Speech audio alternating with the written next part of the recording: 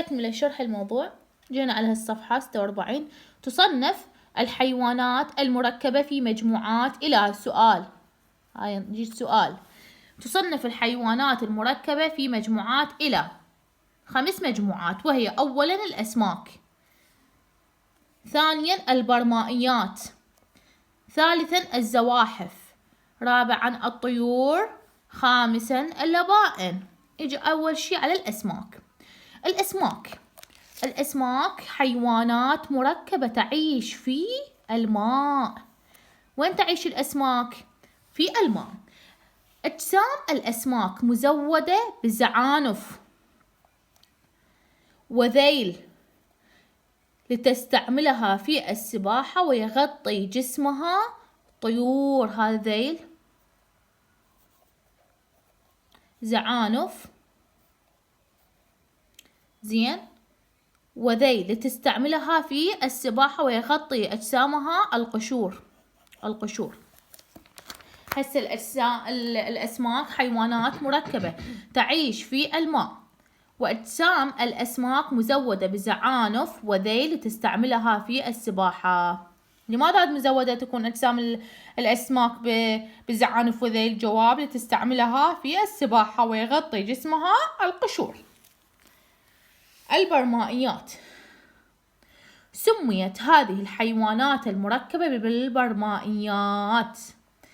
سؤال: علل. لماذا سميت هذه الحيوانات المركبة بالبرمائيات؟ لماذا سميت هذه الحيوانات المركبة بالبرمائيات؟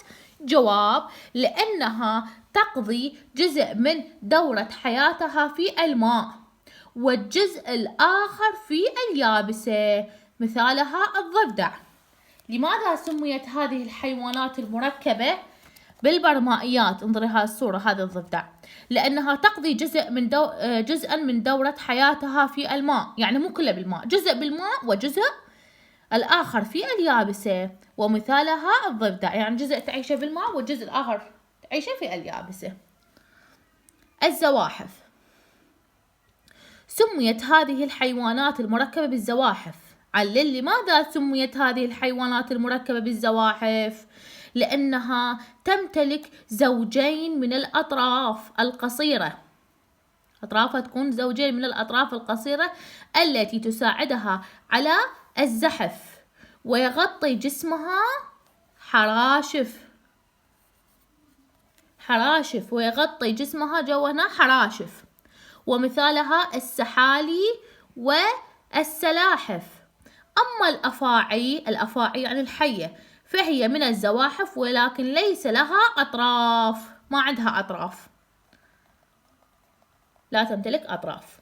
هسه الزواحف سميت هذه الحيوانات المركبة بالزواحف لأنها تمتلك زوجين من الأطراف القصيرة تساعدها على الزحف، ويغطي جسمها حراشف، ومثالها السلاحف والسحالي.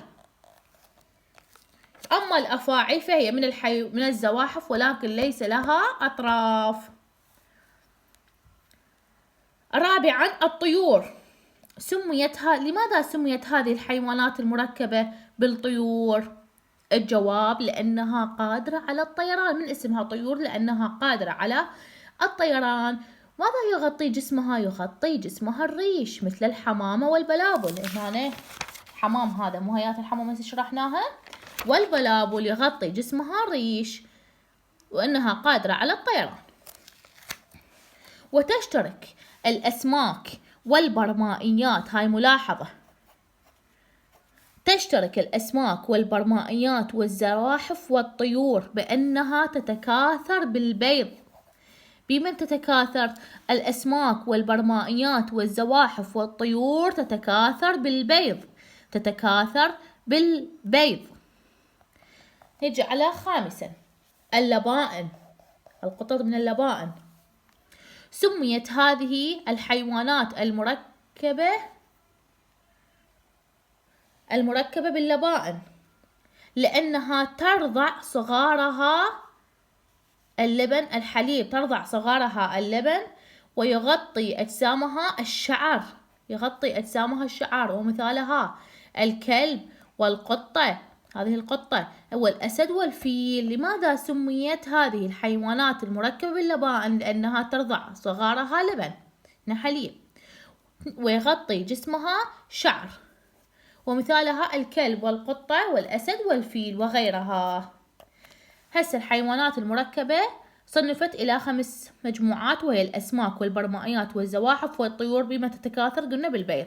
أما اللبائن ترضع صغارها باللبن الحليب ويغطي جسمها شعر، ومثالها الكلب والقطة والأسد والفيل.